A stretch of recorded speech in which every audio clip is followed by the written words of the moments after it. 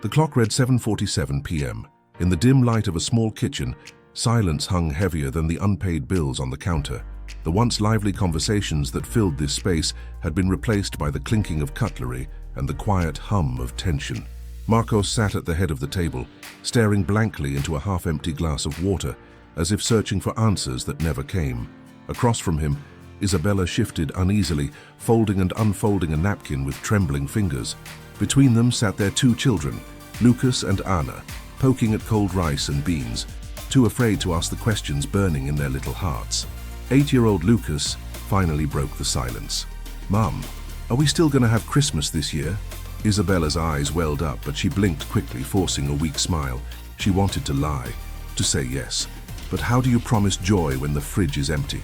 And so is your marriage. Marcos didn't look up. His knuckles were white from gripping the edge of the table. He hated himself for this, for not being the provider, for watching the woman he loved drift further away each day. And in that silence, you could hear something dying, not just love, hope. That night, after the kids had gone to bed, the house felt even colder. Marcos sat on the worn-out sofa, elbows on his knees, head in his hands.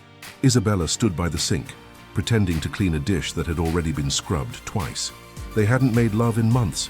They barely touched, and the silence between them had turned from peaceful to poisonous. "Marcos," Isabella finally said, her voice cracking, "we're 2 months behind on rent. The light bill's overdue, and Lucas needs new shoes for school. What are we doing?"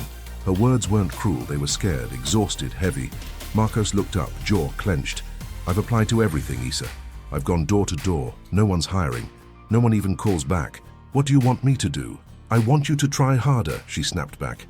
"We have kids, Marcos. I'm out there selling brigadeiros on the street, and you just sit here waiting for some miracle job to fall in your lap."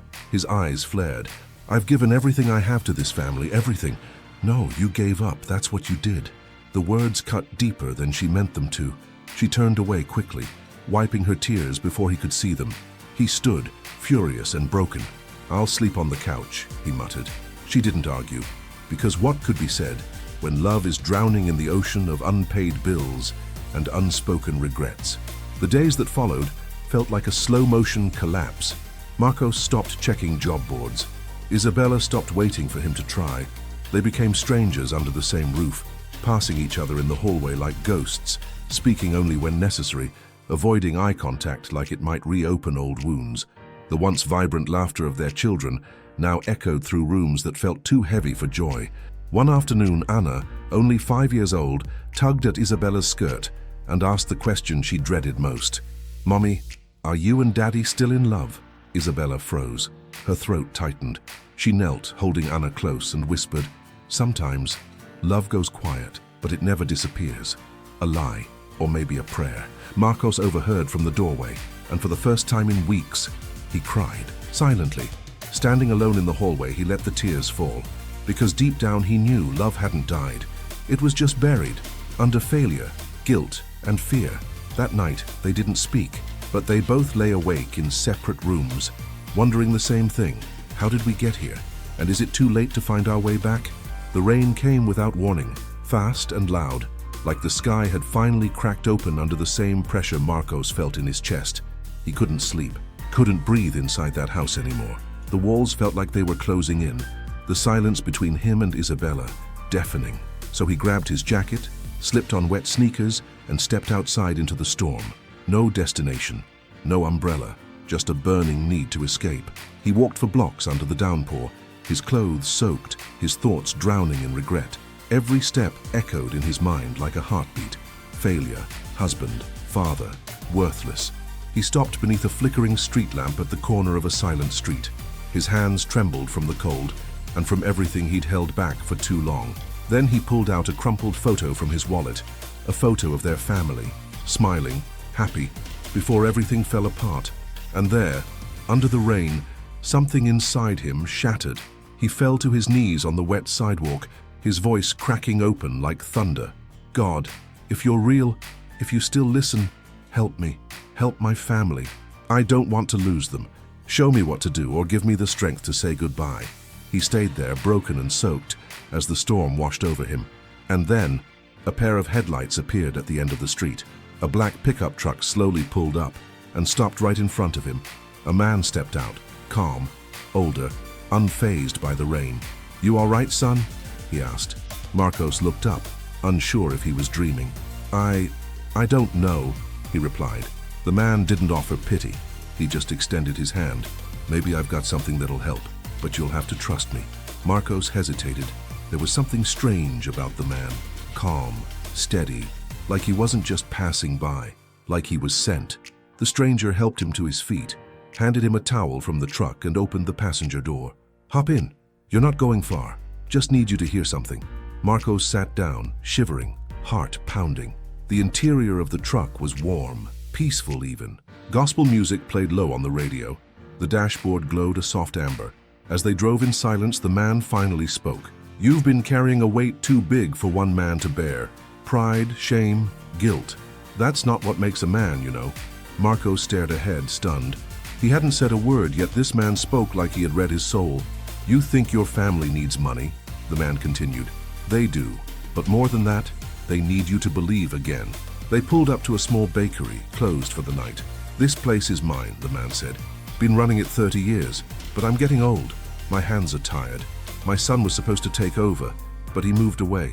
I need someone honest, desperate even, someone who won't waste the blessing." Marcos couldn't speak. "Come tomorrow, 5 a.m. sharp. Learn the ropes.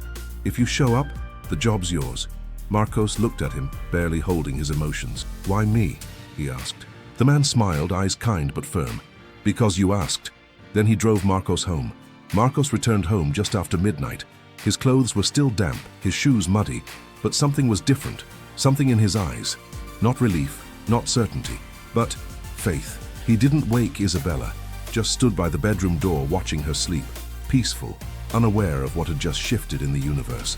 He whispered almost inaudibly, "Please, just hold on a little longer." Then he tiptoed to the kids' room, kissed Anna's forehead, then Lucas's. He knew what was at stake now, and he wasn't going to lose it. The next morning, Isabella woke up alone again. She rolled over to an empty bed, heart sinking. Was this it? Had he left for good? As she stood up, her foot brushed against something on the floor. A note, handwritten. "Don't give up on me yet. I'm fighting for us. I'll be back. M." Tears blurred her vision, and then her phone buzzed. A notification, a deposit. Pix, 1,000. She blinked. There was no sender name, no explanation, just a short message in the transfer memo.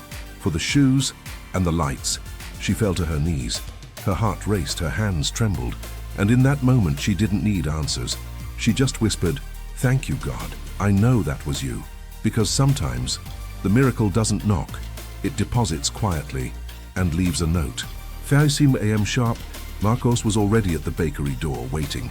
The old man, whose name he learned was Senor Elias, opened up without a word, just nodded, as if he already knew Marcos would show.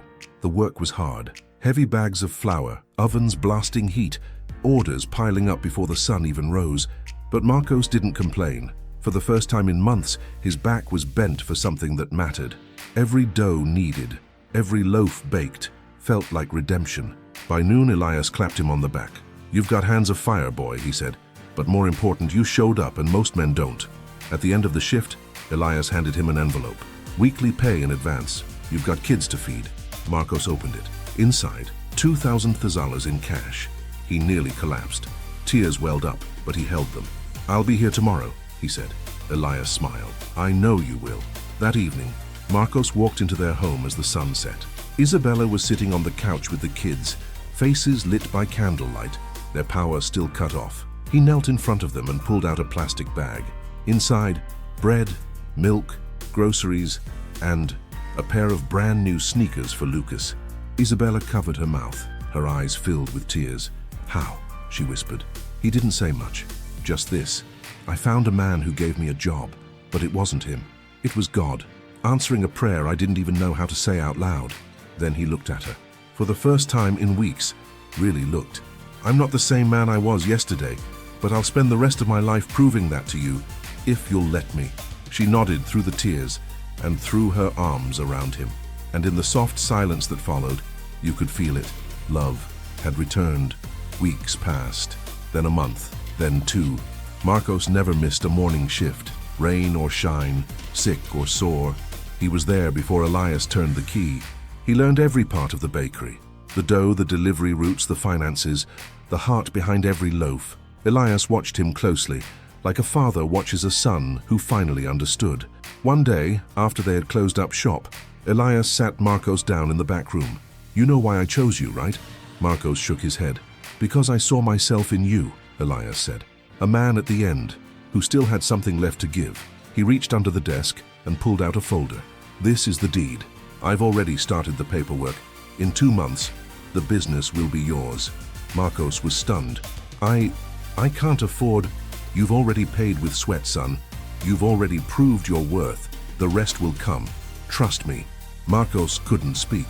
He just lowered his head and let silent tears fall on the folder. At home, things had changed. The lights were back on. The pantry was full. Laughter returned. But more than anything, so did purpose. Isabella started helping with marketing. Anna and Lucas baked cookies on Saturdays. The bakery became more than a job. It became the heartbeat of their healing. Marcos even began giving bread away to those in need, not leftovers, fresh, warm loaves, because he remembered what it felt like to starve with your soul. 6 months later, something unimaginable happened. A customer, an older woman who often came for fresh rolls and coffee, left a handwritten note after one of her visits. "I've been watching your family, the way you serve with joy, the way your children smile. I recently lost my husband. We never had children. I don't have much left in this world, but I do have a house, and I want you to have it." At first, Marcos thought it was a joke. Isabella refused to believe it, but days later a lawyer showed up at the bakery with the keys and the signed transfer papers. It was real. A 3-bedroom house, paid in full, just outside the city. Backyard, garden, space for the kids to run, space for them to breathe. Isabella cried for hours the night they moved in, not because of the house, but because for the first time in years, they felt safe. Lucas taped their family photo to the fridge, the same photo Marcos once wept over in the rain. But now it looked different, not because of the smiles, but because they had lived through the storm behind those smiles, and they had come out stronger. That home wasn't built with money. It was built with prayer, with service, with faith. It had been 1 year. 1 year since the night Marcos knelt in the rain and begged God for help. 1 year since Isabella nearly gave up, since the lights went out, since love nearly slipped through their fingers. Now they stood in front of a small church, not as victims of their past, but as witnesses of God's mercy. The pastor handed Marcos the microphone. The room was full. Friends, neighbors, customers, strangers who had heard the story. He cleared his throat, looked at his wife, then at his kids, and began, "I used to think being a man meant providing. Then I lost my job, my pride, almost my family, and I realized being a man means surrendering." The room was silent. "I didn't get here because I'm strong. I got here because I finally broke, and God picked up the pieces." He looked at Elias in the front row, who nodded with tears in his eyes. "My family is standing today not because we worked hard, but because God showed up through people, through a stranger in a truck, through a note on the floor, through bread, through you." He turned to Isabella, took her hand, "And I promise you, as long as I breathe, we will never go back to silence again."